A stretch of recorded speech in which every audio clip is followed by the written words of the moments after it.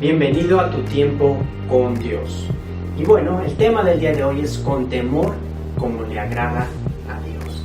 Y bueno, la palabra temor puede significar varias cosas.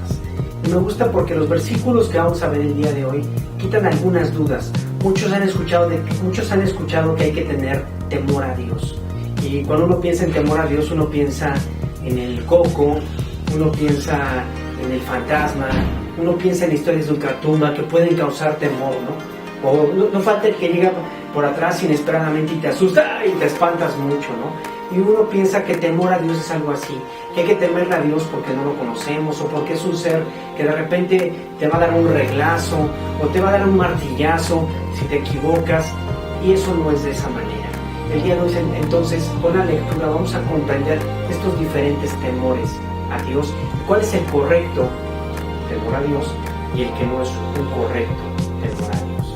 Vamos a empezar. Primera de Crónicas 13, del 9 al 14.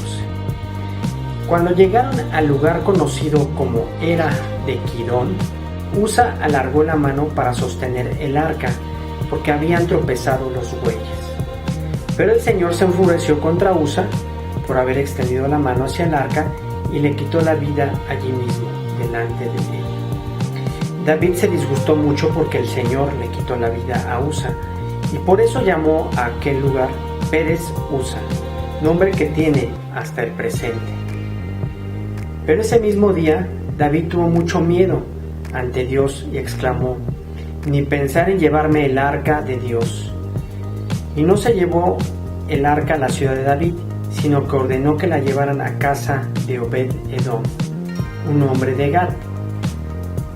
El arca se quedó 3 meses en casa de Obed-Edom, y el Señor bendijo a la familia de Obed-Edom y a todas sus cosas. En estos versículos entonces aprendemos lo del temor de Dios. Ahí en el tiempo con Dios se explica que ya se habían dado los estatutos y los lineamientos para llevar el arca, para trasladarla de un lugar a otro. Era todo muy específico y muy detallado para que no infringieran ninguna ley. Sin embargo, a Usa y al otro compañero se les hace fácil trasladar el arca en un carruaje. Y lo que decía la Biblia es que tenían que cargarlo en sus hombros, bien cubierto, con otra serie de estatutos. La cuestión es que se les hace fácil hacer algo, y como se les hace fácil hacer algo en el camino, pasan algunos detalles desafortunados que le terminan costando la vida a Usa. Muchas veces en nuestra vida pensamos que Dios es un Dios buena onda, que va a dejar pasar algunos detalles que podemos llegar a tener, pero hay leyes que están instituidas. Por ejemplo, si tú no le tienes, por así decirlo, miedo a las alturas, o piensas que te vas a lanzar de 10 metros y caer parado y no te va a pasar nada, pues creo que estás en un error. Si tratas de lanzarte 10 metros y caes parado, pues muy probablemente acabes con alguna fractura. A este tipo de temor es al que me refiero. Tener temor a que hay leyes que nos gobiernan, y que si no obedecemos esas leyes, entonces podemos tener problemas graves. Más adelante, David se saca un poco de onda al ver todo lo que sucede, y entonces dice: no, esta arca está matando gente, y entonces se la manda a casa de Obed-Edom. Y cuando la mandan a casa de Obed-Edom, como Obed-Edom y su familia era una familia que respetuosa y temerosa de Dios, entonces los 3 meses que el arca está en la casa de Obed-Edom son bendecidos y son prosperados. Más adelante vemos cómo David manda a traer el arca. Entonces aquí yo quiero resaltar algo muy importante.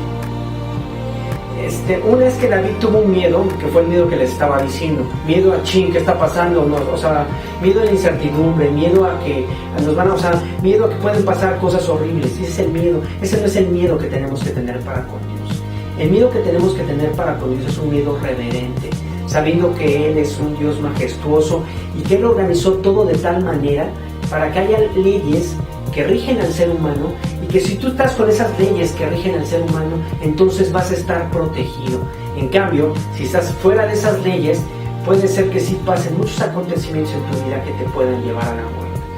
Por ejemplo, cualquier adicto que sea a las drogas, al alcohol, a la pornografía, a la sexualidad, generalmente empiezan rompiendo alguna de estas leyes que Dios dijo o que Dios instituyó, y empiezas rompiendo una ley y después viene otra y después viene otra y después viene otra, y al final eso te termina gobernando tu vida.